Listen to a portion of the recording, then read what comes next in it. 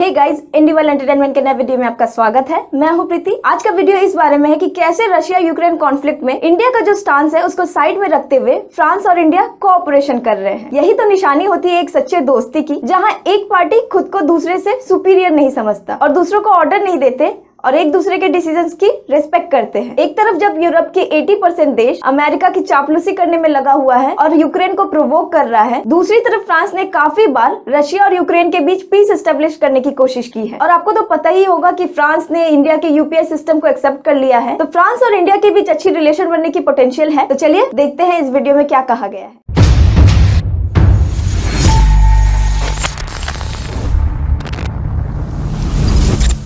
हमारे कोरेस्पोंडेंट से बात करते हैं जो अभी हमारे साथ जुड़ी है, नवोदिता कुमारी। Unlikely, isn't he, really, to change the thread of his discourse of the last few days when he meets Emmanuel Macron? नहीं, इसकी ज्यादा संभावना नहीं है, क्योंकि यूरोपियन लीडर्स के साथ साथ यूके के वेस्ट के लीडर्स भी भारत पर दबाव बना रहे हैं अपनी कंफर्मेशन में स्टैंड लेने के लिए। लेकिन अब तक मोदी ने अपना स्टैंड चेंज नहीं किया है और पेरिस आने से पहले कोपेनहेगन में रिपोर्टर्स से बात करते हुए भी उन्होंने कहा, हमने यूक्रेन के गंभीर आग और कॉन्फ्लिक्ट की क्रांति के लिए शांति और बातचीत को अपनाने की अपील की है, लेकिन उन्होंने पब्लिकली क्रिटिसाइज नहीं की है। और यहाँ बहुत कम संभावना है कि मोदी रशिया को क्रिटिसाइज करेंगे। अब जैसा कि आपने मेंशन किया, रशिया इंडिया का सबसे बड़ा आर्म्स सप्लायर है, लेकिन मोदी और इमानुएल मैक्रोन किस बारे में बात करने जा रहे हैं? माना जा रहा है कि वे लोग trade corporation, technology in defence और एनर्जी के बारे में बात करेंगे और वे अभी कोई भी ऐसी डील या एग्रीमेंट साइन नहीं करेंगे। लेकिन वे मुद्दों की सीमा पर चर्चा करेंगे। End of course Ukraine list के टॉप में रहेगा, लेकिन मोदी के स्टैंड में do not expect any big change in Modi's stance. No, but so with India's having such strong ties with Russia and indeed with other nations as well, is that relationship with the EU still even important for India? Of course, Russia India का old and trusted friend है और Europe India का new friend है। Trusted friend, EU is India's new friend and और अभी India को दोनों चाहिए। रशिया से 46% आर्म्स इंडिया में आते हैं, जो कि हाल के वर्षों में 2017 से 2021 के बीच नहीं आ रहे हैं। years between 2021 and between 2017 and 2021 Russian imports में गिरावट आई है, साथ ही फ्रांस से हथियारों की सप्लाई 10 गुना बढ़ गई है। लेकिन इंडिया रशिया के हेल्प को भूलना नहीं चाहता। पाकिस्तान और चाइना के साथ वॉर के दौरान, जो कि दोनों देश इंडिया के दुश्मन हैं, during the war time with Pakistan and China, both are enemy countries and also और इंडिया के लोग भी बहुत ज्यादा प्रो रशियन हैं। उनके दिल में रशिया के लिए एक सॉफ्ट कॉर्नर है। लेकिन trade, technology, energy, climate mitigation technology में सहयोग के मामले में यूरोप डेफिनेटली इंडिया के लिए अभी बहुत इंपॉर्टेंट है। अभी हाल ही में European Union chief Ursula von der Leyen India आई थी।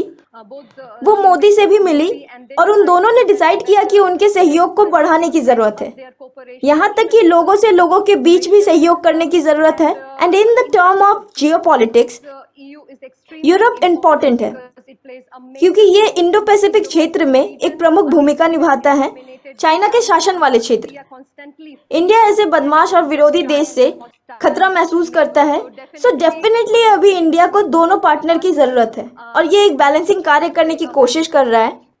Navadita, thanks very much, Navadita.